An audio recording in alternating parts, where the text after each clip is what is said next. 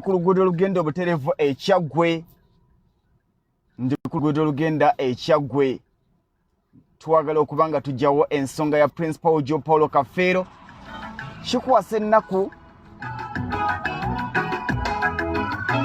Nandawula Nora soko sharing video, Juliet Hura soko sharing video. Yita muno mu inviting omugambe tugenda kwogera ku nsonga za Principal Joe Paulo Kafeero. Nenga mbaniriza.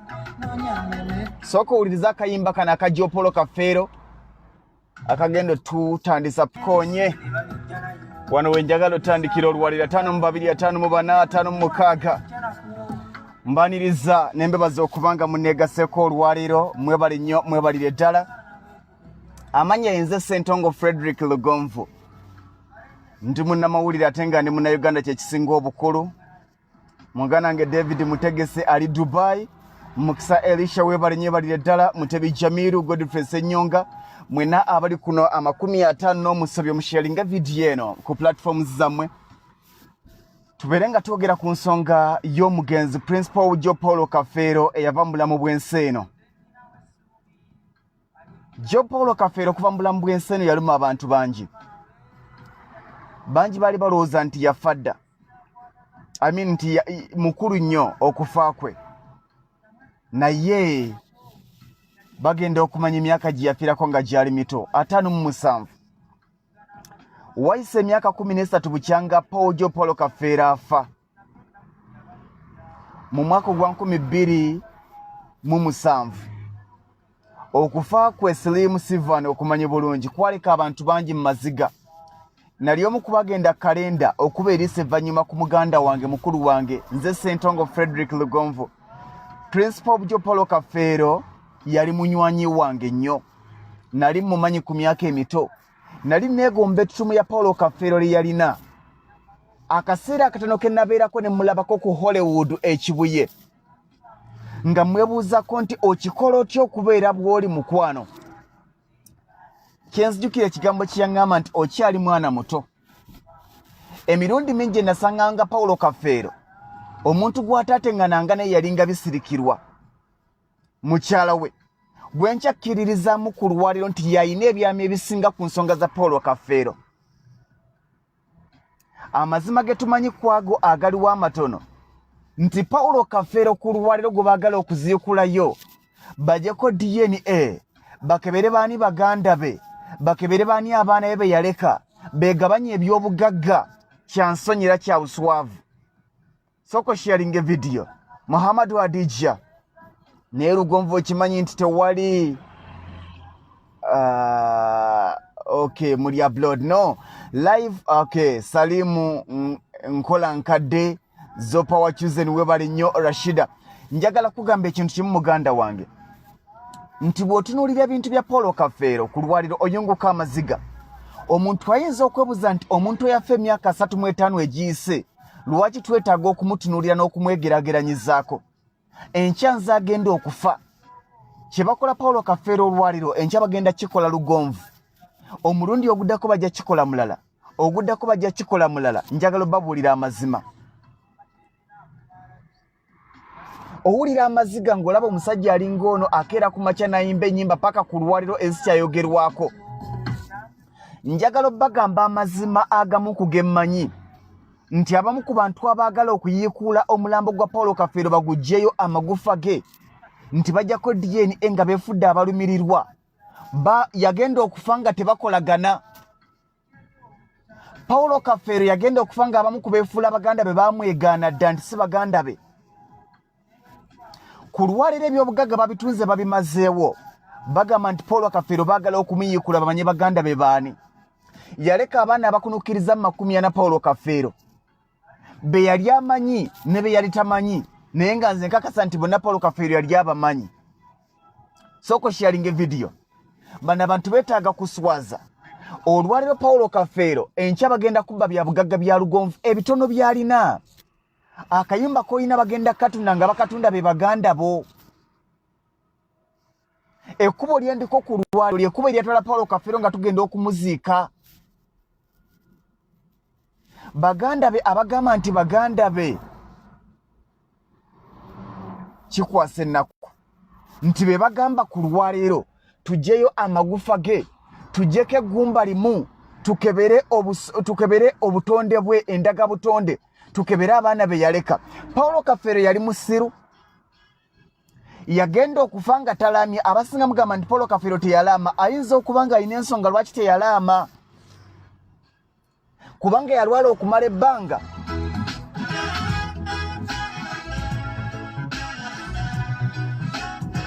Ebyobugagga lwaki bitumalamu, lwaki ebyenfuna bitumalamu. Paulo Kafeero teyafanga mugagga, yafa ayinawo obusente obutono, naye yagenda okufa ku lwaliro bw'obala emyaka 13. Abeefuula baganda be, abeefuula abamu ku baana be ddala nga baana be batunze ebyobugagga bya Paulo Kafeero babimazeewo. Asigazza obuntu butono nnyo. Enseetabuse Jamiru, Salimu Kalimu, abantu bazibu. Paulo Kafeero abamanyi ebyafaayo bye yakyogera akyali mulamu nti alitunda ekyobugagga kyange kyonna omuzimu gujja kululuma. Abamu ku baganda be bagenze ku malogo agatagambika bagala kusiba muzimu gwa Kafeero. Buuza ku bantu ba Kafeero abamutegeera obulungi omuzimu gwa Kafeero gukomawo. Buli yatunda ekyobugagga ki aluluma. Abantu bangi abagamba nti bakutte abaana ba Paulo Kafeero nti bagenda kubalabirira, bagenda kubeera nabo. Ku lwaliro abantu abakwata abaana ba Paulo Kafeero babatadda. Boogera nnyo nga twakafa nti ngenda kulabirira omwana wo, bw'omala okugenda ne beesamba. Omu ku basajja benjagala okukkiririzaamu akyayina omwana gwe yakwata, bamuyita Charles James Senkubuge Siyaasa. Aweeredde omwana wa Kafeero okuva ku myaka 11 paka ku myaka 24 n'ekitundu gy'alina. Amusomesezza, ali ku yunivasite agenda funa diguri, naye abaala baabatadda. Abantu bano abagamba nti balwanirira Paulo Kafeero omugenzi tebamulwanirira nga mulamu, tebamwagala nga mulamu, bamusosolanga nga mulamu. Ku lwaleero bagamba nti baagala kuggyayo amagufa ga Paulo Kafeero, baggyeyo amagumba bakebere obutonde bwe, balabe baani abaana be abatuufu. Edi Musuuza agamba they are targeting land 26 hectares. Wano enkoko enjeru Masaba. Bibino ebigambo buli alina bwino wa Paulo Kafeero ne baganda ba Kafeero muggyeyo bwino. Abantu bano beetaaga kuswazibwa. Paulo Kafeero bamuziika nkoko njeru mu Kyaggwe. Ku lwaliro omusango gwe boogerako bagutwala mu kkooti y'Emukono, bagutwala mu kkooti y'Emmengo, gwe bagamba nti babawa olukusa okubanga bayiikuula amagufa ga Kafeero bakebere obutonde bwe. Semanda Vincent weebale nnyo. Bano abantu abagamba nti balumirirwa Paulo Kafeero baagala bya bugagga bya Kafeero, batunze ebyobugagga bya Kafeero biweddewo. Bw'okebera ku lwaliro ebintu bingi bisirikirwa. Mukazi wattu njagala obagamba nti omuntu alina amawulire amatuufu ku Kafeero bamuyita bisirikirwa. Bano bonna abeefuula nti bamumanyi nti baganda be, si baganda be, kubanga yagenda okufa nga bamwegaana dda.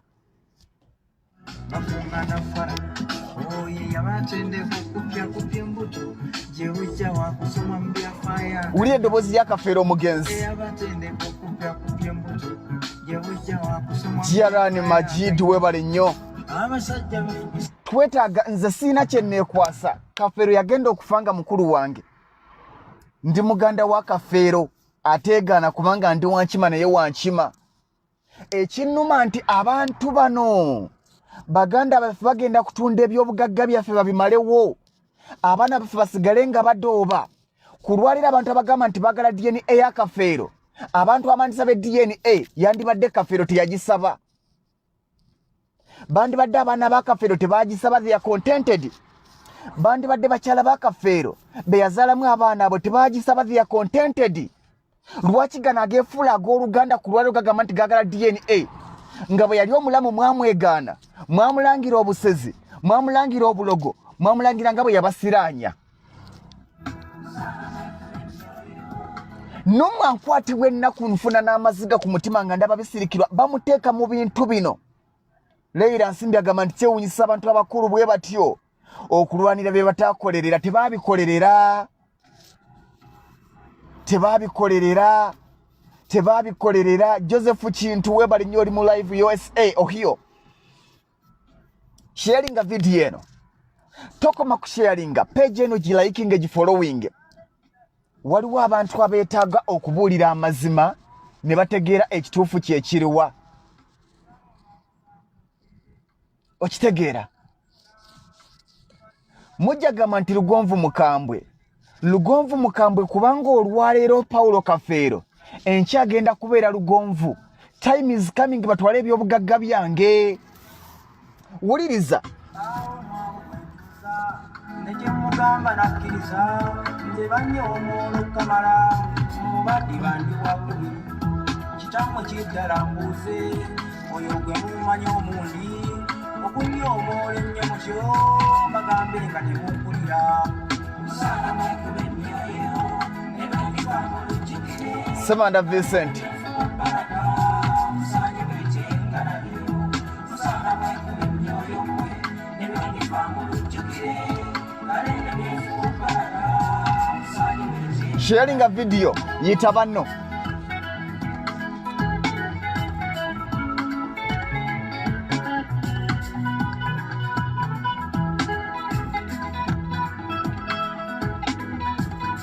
oluguudo lwendiko lwe luguudo lwe twayitako nga twala Paulo Kafeero okumuziika.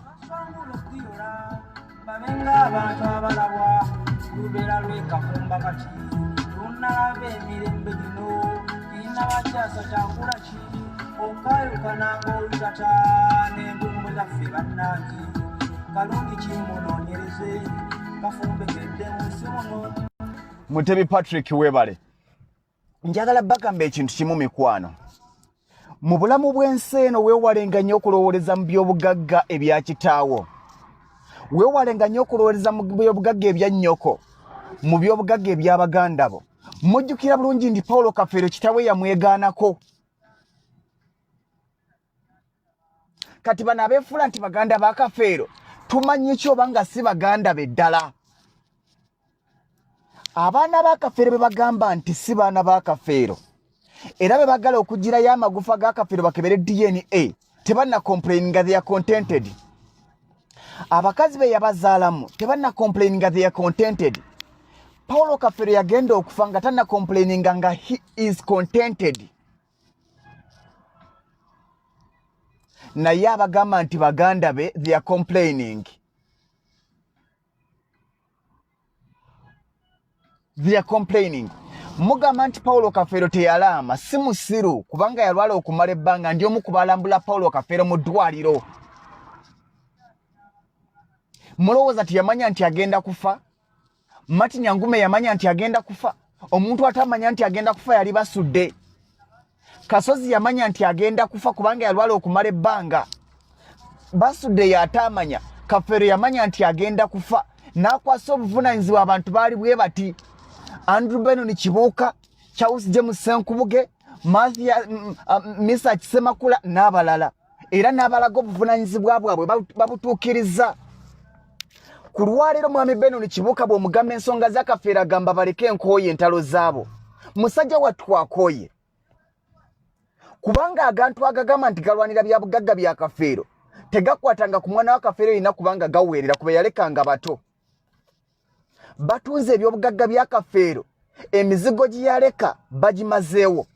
Kati ku lwaleero baligenda mu Kyaggwe bagenda enkoko njeru ku hectares ezisula mu 10 bagala kuzitunda.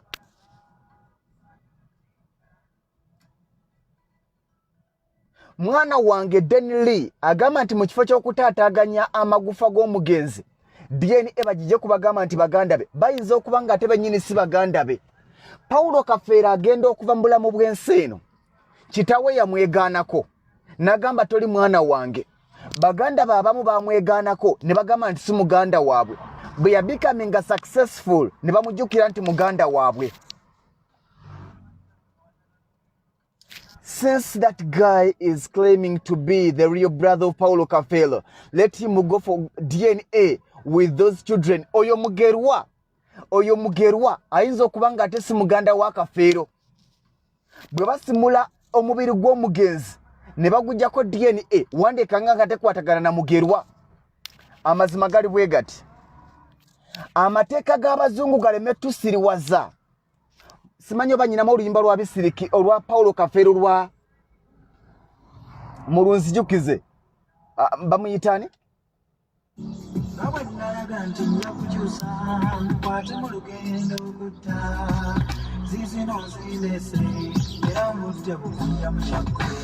bagala kutundayo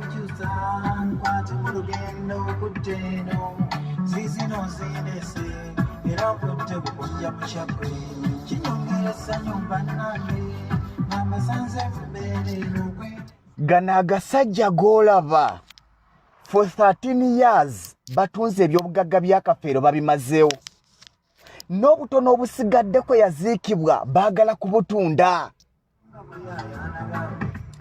bisirikirwa ku lwaliro bw'obanga oyagala amazima amatuufu omusajja teyakoma kumuyimbako mu luyimba just naye bisiikirwa yamanyi ebyama bya Paulo Kafeero byonna baganda ba Kafeero baali tebakwatagana na Kafeero abasinga bisirikirwa ye yali akwatagana ne Kafeero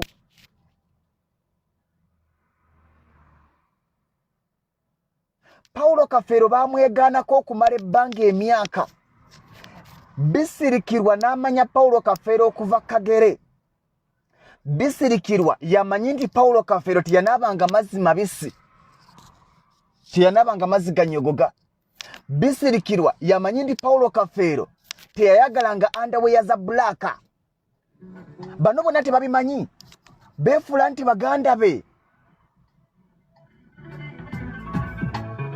Nakato Juliet Kalinda ne ssenga wa Kafeero bamuziikula wuliriza agabbi gano webali nnyo akayimba kembadde njagala Leila Nsimbi akaŋŋambye Bladina kankakebere wano soko oyite banno bano abantu ngenda kubuulira amazima lwaki omulambo gwa Kafeero tegulina kuziikulwa nkebera akayimba ka Bladina Leila onkoze bulungi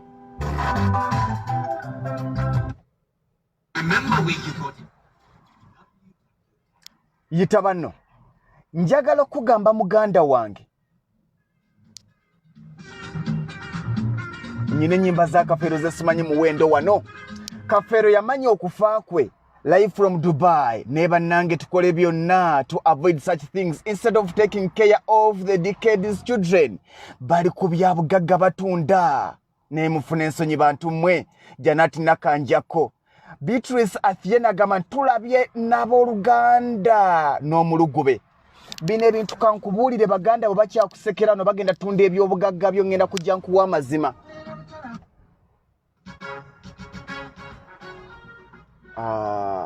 kankebera akayimba ka Kafeero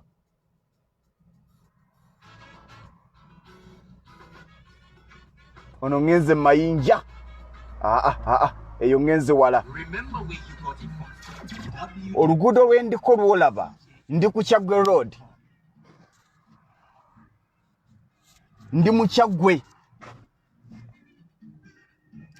Nsanji Marjorie Mariam Bisirikira knows everything because she was educated. She used to help her in everything, even keeping the children of Kafeero. Webale nnyo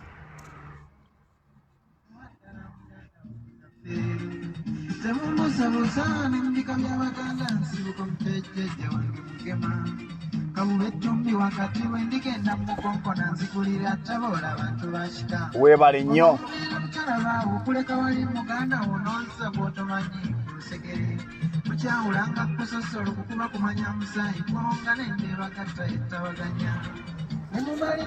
Bisirikirwa nyina akayimbako n'esikalaba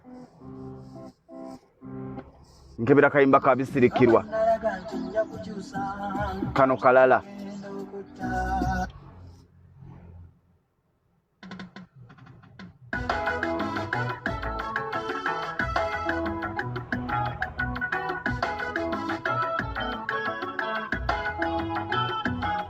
basibye abaana ba Kafeero babamazeewo bawalanya abaana ba Kafeero babamazeewo beyaleka kitanga ntampala na gwe yeefula muganda wa taata wange ompala n'otya akayimba ka Bisirikirwa nkayina naye simanyire ennyimba nnyingi nga 5 wano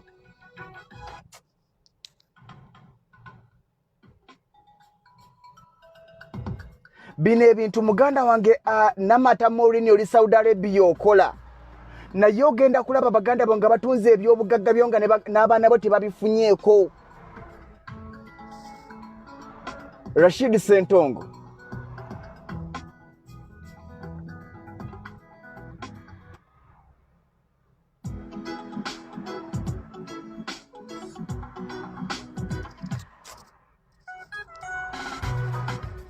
kambuze naye tekijja tujja kumulamwa. Kambabulira amazima gali bwe gati. Baganda bange mikwano gyange. Oscar Madondo ali Morocco Casablanca ekyakutwala Morocco kola kunoonya nsimbi olabirira abaana bo naye kulwaliro ogenda kukwatibwa ennaku ng'ebyobugagga by'abaana bo babitunze biweddewo. Ompulira bulungi ogenda kukwatibwa ennaku ngezaako kwewala musana ng'ebyobugagga by'abaana bo babitunze biweddewo. Ndi ku kkubo nkulage wa gye twaziika Paulo Kafeero gano agasajja gye gaagala okuyiikula ebyobugagga. Kankubuulire ekintu kiri bwe kiti. Sentongo Frederick Lugonvu bwenkeera ku makya nenva mu bulamu bw'ensi eno. Ompuliriza bulungi. Bwenkeera ku makya nenva mu bulamu bw'ensi eno nga ndese abaana bange bana nga sibabodde era nga sibalaze nti oyo si mwana wange, toyina lukusa kubanga omugoba. Bwe tuba ng'osobola okkeera ku makya n'oyola omwana gw'otayinaako luganda nga si mwana wa mukazi wo, nga si mwana wa muganda wo, nga si mwana wa ssengawo, n'omuwola n'omugabanyiza ne ku byobugagga, olwo gwe mugamba nti simanya si mukazi si mwana wange, mwana mwende gwe olukusa olugjawa. Kambabuulira amazima gali bwe gati. Bano abantu boolaba abaagala okuyiikula ebyobugagga omulambo gwa Kafeero bennyini be baatunda ebintu bya Kafeero okubimalawo. Keera ku makya onoonye ebyobugagga ku Kafeero bye yaleka ogenda kukwatibwa ennaku nga bitono nnyo. Ebyobugagga Kafeero bye yaleka batunze amayumba. Kafeero yaleka kalina etannagwa bagitunze, yaleka boys court abazitunze, yaleka ettaka balitunze, balwanyisa bisirikirwa kubanga bamanyi nti yasoma. Bisirikirwa yamanya ennaku ya Kafeero. Kafeero yakwatibwanga ennaku lwe baamuyitanga omusezi baganda be, lwe baamubuulanga nga bagamba nti si muganda waabwe, bisirikirwa yamubeererangawo. Ku lwaliro bagamba nti bisirikirwa ate ye mulabe waabwe.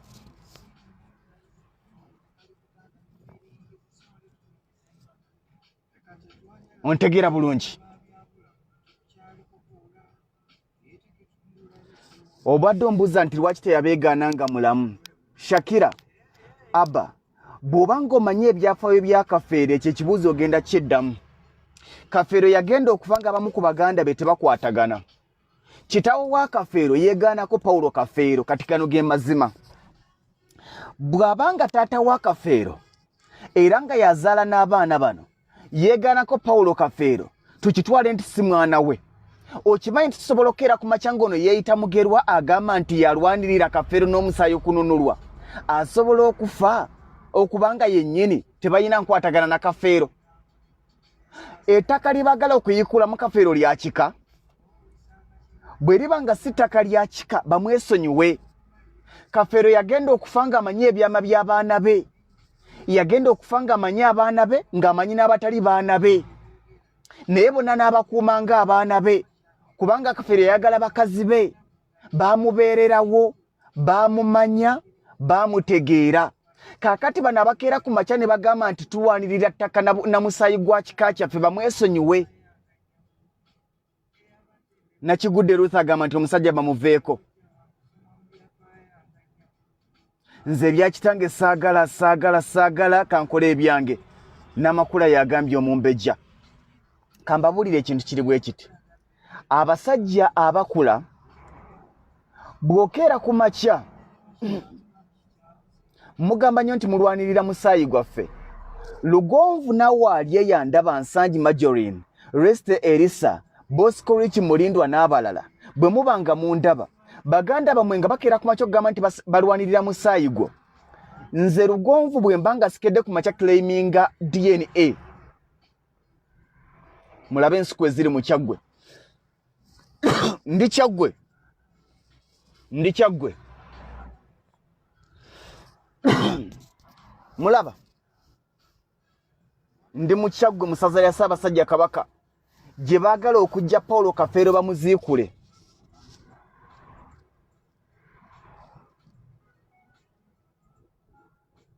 Ono abadde agamba nti Badiru lwaki tebakebera omusaayi gw'abo abeeyita baganda ba Kafeero. Badiru abeeyita baganda ba Kafeero ne bakeera ku makya ne bakebera omusaayi gwabwe abamu si baganda be. Abamu si baganda be. Sooka obabuuze nti kiki bafa okuziikula. Abadde ambuuze nti Kyaggwe ye wandi mu Mukono. Ndi mu Mukono district ye Kyaggwe ssaza lya Ssaabasajja Kabaka Adijo badde ombuuza. Abamu kubeeyita baganda ba Kafeero si baganda be. Ne bakeera ku makya era kituufu nkyogera. Ne bisirikirwa alina okuba nga akimanyi. Bisirikirwa alina ebyama bya Kafeero. Alina okuba nga akimanyi nti abamu ku Kafeero be yaleka ng'abaana be bayinza okuba nga si baana be naye yabaleka.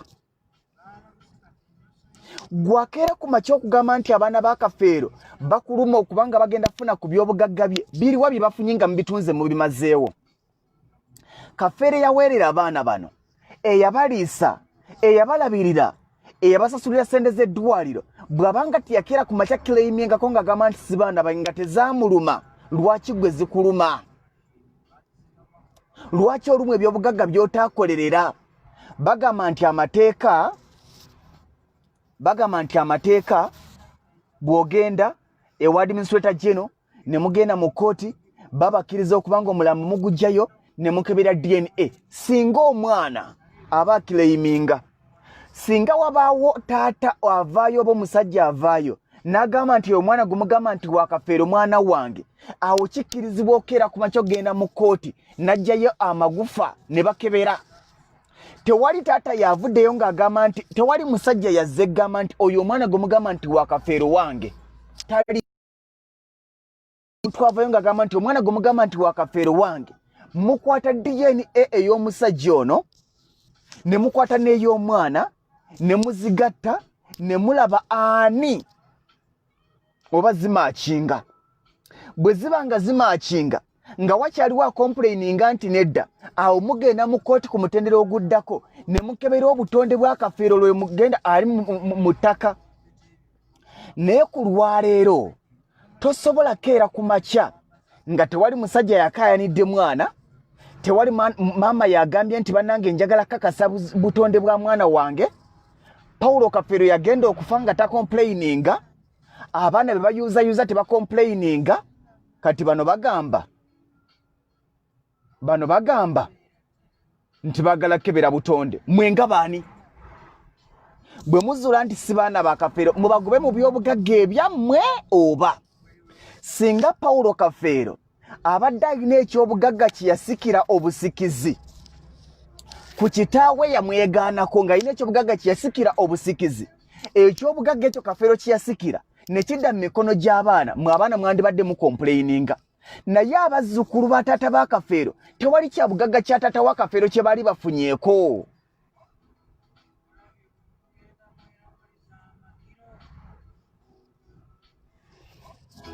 Asula wali akaana ng'ayagala okali amujja mu liiti ddogo ly'abajja be. Musajja wattu nnyini mulaba asamba ensigo byentwetwa birizi bikyabuze. Alunda usikazaala bulwa luli eri lukomba bbe. Oyinza n'okwekanga nga nono omwana wa Kafeero n'agenda ono gwolaba oyo wuuyo ayise naye n'akyali muto asusiza ali myaka 12 oyo. Naye kiki tuyiga mu bintu bino? Mukole ebintu byammwe. Ndi mu kyalo, ndi Kyaggwe. Mukole ebintu byammwe. Bw'oba ng'oli muganda wange, bw'oba ng'oli mwannyinange, nga bwe mba nga ŋŋenda kufa Kafeero yalwala, ayina abantu be yayita, naye olw'okuba nti Kafeero abaana be bonna